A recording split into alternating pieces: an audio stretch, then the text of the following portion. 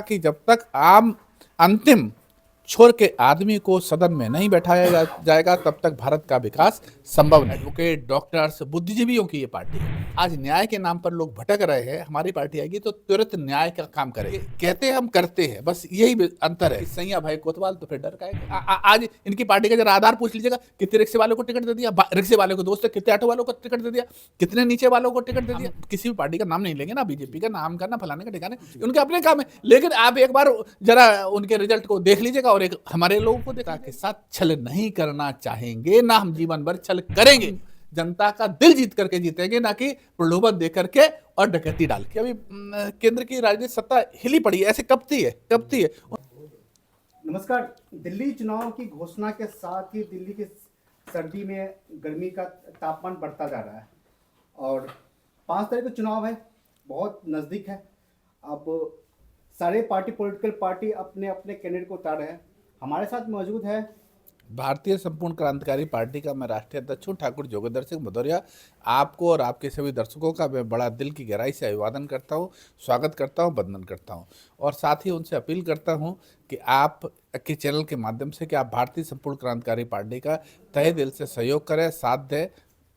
जी, इस चुनाव में आपकी पार्टी किन मुद्दों पे आने चाहिए, क्योंकि अरविंद केजरीवाल जैसे दिल्ली की राजनीति में दिशा चेंज किया है, उन्होंने एक काम का नाम पे वोट मांगना शुरू किया। तो आपकी पार्टी किस काम पे और किस नीति के साथ आ रही है? देखिए, पहला तो आपका प्रश्न था कि हम जो है अरविंद केजरीवाल ने दिशा, उन्होंने दिशा दी नहीं है, दिशा भूल की है। दिशा देने का काम नहीं किया। राजनीति को दिशा भूल देने का अगर काम इस देश में किया है किसी ने, तो वो अरविंद केजरीवाल ने किया है। हमारी पार्टी के जो जनक है वो लोकनायक जयप्रकाश जी थे, जो कहते थे कि जब तक आम अंतिम आदमी, संपूर्ण उन्होंने 7 क्रांति की और उस समय के तत्कालीन प्रधानमंत्री श्रीमती, आप तो चूंकि बिहार से भी रहे हैं तो आप ज़्यादा परिचित रहे होंगे, कि उन्होंने कहा कि जब तक आम अंतिम छोर के आदमी को सदन में नहीं बैठाया जाएगा तब तक भारत का विकास संभव नहीं है। तो हमारी पार्टी जो अंतिम आदमी को सदन में बैठाने का प्रयास करेगी, इसी नाम से छलावा रहा है इनका आम आदमी, जो कि एक खास लोगों की पार्टी थी, खास आदमी थी। उनके गुरु कहा करते हैं कि खास आदमी की खास पार्टी अरविंद केजरीवाल की पार्टी है। ये इस आम आदमी पार्टी नहीं, ये अरविंद केजरीवाल की पार्टी है। और आज जो हमारी पार्टी है वो भ्रष्टाचार से मुक्ति के लिए इस देश में आंदोलन कर रही है। हमारे यहाँ बहुत बहुत रिटायर्ड आईपीएस, आईएएस, इस तरह के लोग, वकील, एडवोकेट, डॉक्टर्स, बुद्धिजीवियों की ये पार्टी है और जिनकी बात आपने की दिशा देने की, इन्होंने समाज को दिशा से भूल करने का, दिशा भटकाने का काम किया है।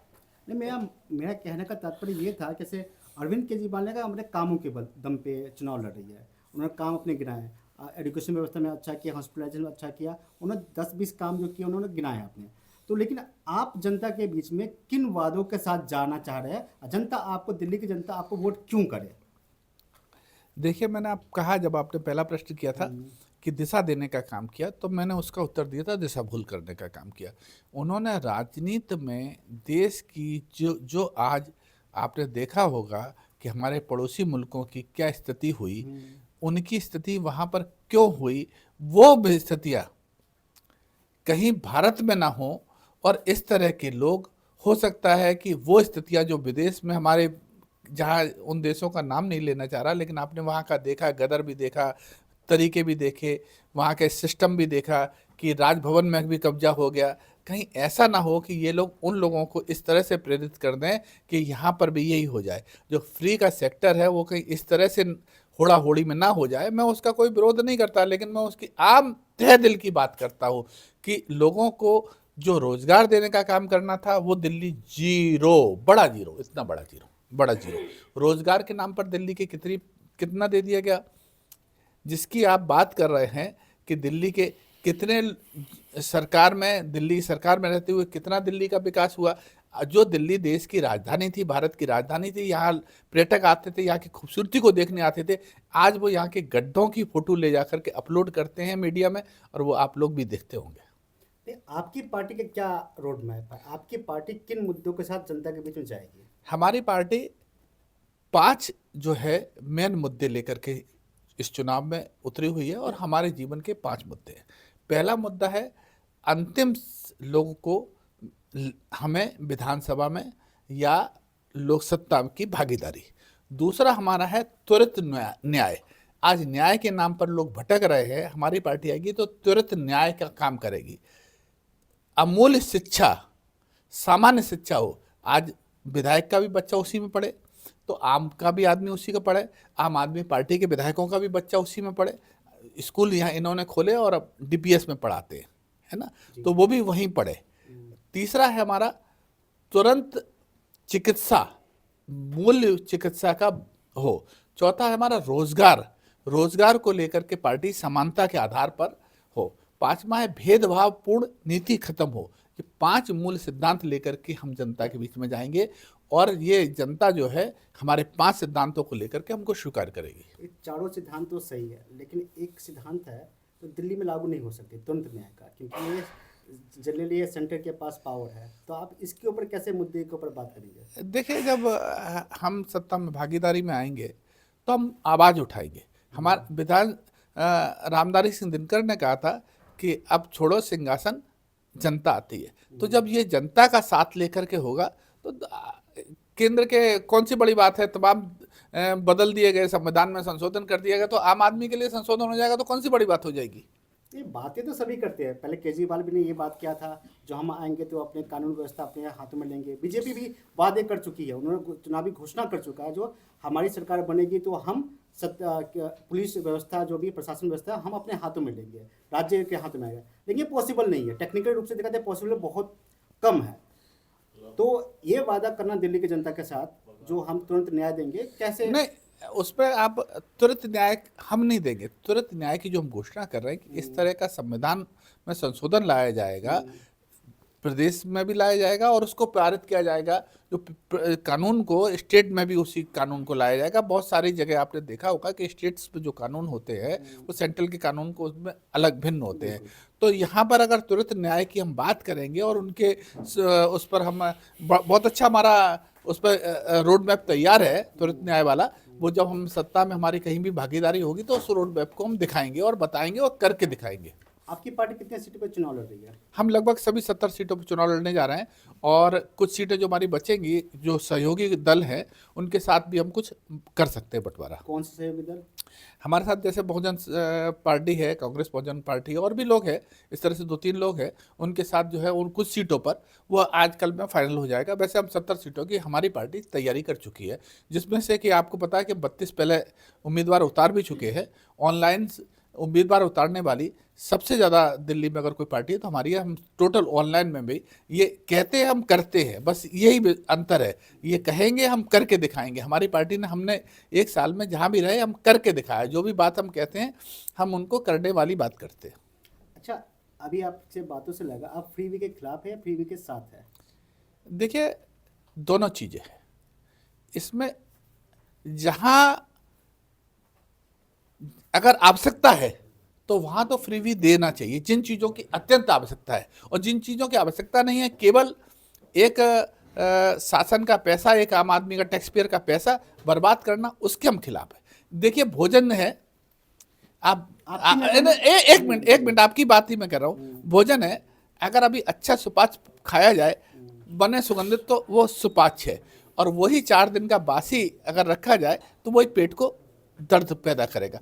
इसी तरह से फ्रीबी है, अगर इसमें एक उन लोगों को जिनकी अत्यंत आवश्यकता है, अगर उनके लिए कुछ संशोधन किया जाए तो हमारी पार्टी भी उसके साथ जाएगी। आपकी नज़र में कौन सी फ्रीबी जनता के हितों के लिए है? देखिए, वो चीजें हैं जो जनता के लिए, जनता का मूल्य, जनता उन लोगों को पहुंचे। उन लोगों को तो पहुंच ही नहीं रही है, जिन लोगों को जिसकी आवश्यकता है। ये सवाल इसलिए पूछ रहा हूँ आपसे, मैं क्रॉस चेक कर रहा हूँ आपको मैं, क्योंकि प्रधानमंत्री नरेंद्र मोदी ने रैली के होने के अंदर उन्होंने वहाँ से कहा जो फ्री बीज अरविंद केजरीवाल दे रहे थे वो कंटिन्यू रहेगा, उसे ख़त्म नहीं किया जाएगा। जो पार्टी फ्री बी के नाम पे अरविंद को घेर रही थी, अब वो फ्री बी को समर्थन कर रहा है। और साथ में ये भी कहा जा रहा है जो आने वाले वक्त में भारतीय जनता पार्टी और भी ऐसे वादे कर सकते हैं जो जनता के फ्री में दिया जाएगा। जैसे बिजली का बिल 200 की जगह 400 300 की बातें हो रही है, सूत्रों की खबर है। और प्रधानमंत्री मोदी मंच पे कहा जो जितने भी स्कीम चल रहे थे कंटिन्यूटी रहेगी। और अभी आपने देखा परवेज वर्मा साहब, रजौरी के विधायक, मंजूदेव सिंह सिरसा प्रत्याशी जो भारतीय जनता पार्टी, उन्होंने हजार रुपया बांटना शुरू कर दिया है। तो इस मुद्दे को आप कैसे मानते हैं कि फ्री भी जो जनता के हितों की कौन सी है और कौन सी नहीं, आप कैसे तय करेंगे? देखिए, एक मानक मूल्य होता है। पहले तो हम प्रश्न पर आ जाए, उसका उत्तर से पहले जो आपने प्रश्न किया उस प्रश्न को संपूर्ण करें जी। आप हमने जब शुरुआत की तो शुरुआत में ही मैंने कहा था कि आपने पड़ोसी देशों का हाल देखा, तो पड़ोसी देशों का हाल मेरा फ्री पेपर ही कंप्लीट था कि वो सत्ता जब वहाँ बांटा उन्होंने। आपको पता है पोलैंड है और स्विट्जरलैंड है और भी जो सबसे मोस्ट हाईली क्वालिफाइड देश है, वहाँ पे भी सारे जनता के लिए सब कुछ फ्री है। हेल्थ फ्री है, एजुकेशन फ्री है, साथ में ट्रांसपोर्टेशन पूर्णतः फ्री है, इवन मेट्रो भी वहाँ पे फ्री है। तो वो भी तो दे रहे हैं।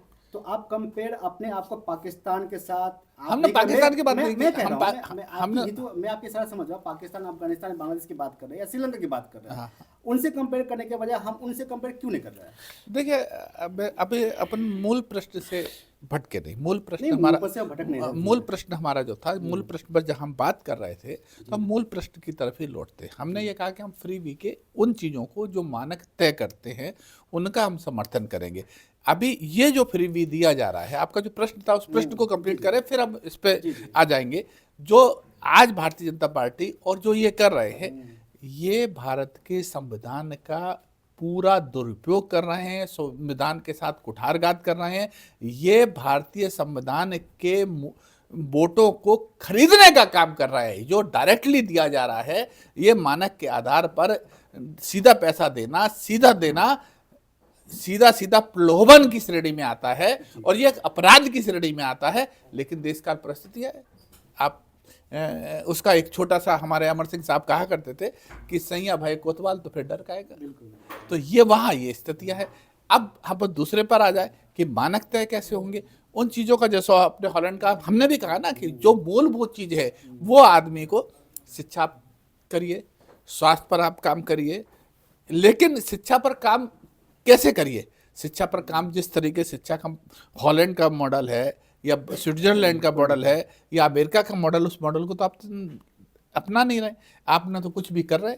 तो उन मॉडल को अपना करके उन लोगों को, यथार्थ मानक के लोगों को यथार्थ जगह तक चीज मिले, यही हमारी पार्टी का अंतिम पायदान की जो हम बात करते हैं, तो वही तो हम अंतिम पायदान की बात करते हैं कि आज इनकी पार्टी का जरा आधार पूछ लीजिएगा, कितने रिक्शे वालों को टिकट दे दिया, रिक्शे वालों को दोस्त, कितने ऑटो वालों को टिकट दे दिया, कितने नीचे वालों को टिकट दे दिया। बीजेपी में जरा एक मानक तय करके दिखा दीजिएगा कि कितने लोगों को इन्होंने कर दिया। या और हम किसी भी पार्टी का नाम नहीं लेंगे, ना बीजेपी का नाम करना, फलाने का ठिकाने, उनके अपने काम है। लेकिन आप एक बार जरा उनके रिजल्ट को देख लीजिएगा और एक हमारे लोगों को देख लीजिएगा। क्या जिस तरह से ये तोड़ फोड़ कर सकते हैं, क्या मैं नहीं कर सकता? मैं तमाम मैं तो फिल्म प्रोडक्शन में इतनी बड़ी चीज पे रहा हूँ, फाइनेंस तक मैंने किया, तमाम बड़ी हस्तियों को ला करके आज खुदा दूं यहाँ पर। लेकिन हम उन लोगों के साथ कि जनता के साथ छल नहीं करना चाहेंगे, ना हम जीवन भर छल करेंगे। हमारी पार्टी का वोट प्रतिशत, मत प्रतिशत जो भी आएगा, जितने भी लोग हम जीतेंगे, हम जनता का दिल जीत करके जीतेंगे, ना कि प्रलोभन दे करके और डकैती डाल के। आपके हिसाब से हॉट सीट आपकी नज़र में कौन है? हमारी तो सभी 70 सीट हॉट सीट है। हम किसी को हॉट सीट समझते नहीं है। जब दो पहलवान सामने होता है तो जो हम पहलवान हैं वो भारी है। आपकी नज़र से छोटी जो पॉलिटिकल पार्टीज है, छोटी इन सेंस होगा जो निर्दलीय होते हैं, कितना इम्पैक्ट डालेंगे इस चुनाव के ऊपर? देखिए, एक चीटी होती है ना, उसका सामने कोई वजूद नहीं होता, लेकिन जब धीमे धीमे चलती है और हाथी के पास भी जाती है तो पटकन ही दे देती है। वजूद उसका इतना होता है। आज की राजनीति पे आपने देखा होगा कि अभी केंद्र की राजनीतिक सत्ता हिली पड़ी है, ऐसे कपती है। उन वो छोटे छोटे दली हैं जिनके कारण कप रही है, जिनके कारण महाराष्ट्र अब जो हो रहा है देश में, वो तो उस पर ज़्यादा नहीं लूँगा, लेकिन ये इस तरह का है कि अगर आप में ताकत है तो आपका ताकत को जो लोग स्वीकार करेंगे। इसी तरह से हम जब आ जाएंगे, हमारे ये लोग जो जीत के आ जाएंगे, ये सब वो बुद्धिजीवी है, ये सुप्रीम कोर्ट एडवोकेट है, ये सब वो लोग हैं जो इस देश की दिशा और दशा के भाग्य का परिवर्तन कर सकते हैं अपने कर्मों के और अपने ज्ञान के माध्यम से। चलिए, आशा करते हैं कि दिल्ली की जनता इस बार एक नए नए जोश के साथ फिर से वोटिंग करने आएंगे और आशा करते हैं कैसे अच्छे लोगों को चुन के अपने विधानसभा भेजेंगे ताकि उनके कार्य हमेशा जो सुचारू रूप से चल रहे हैं चलते रहेंगे। जय हिंद, जय भारत। मिलते हैं एक नई वीडियो के साथ।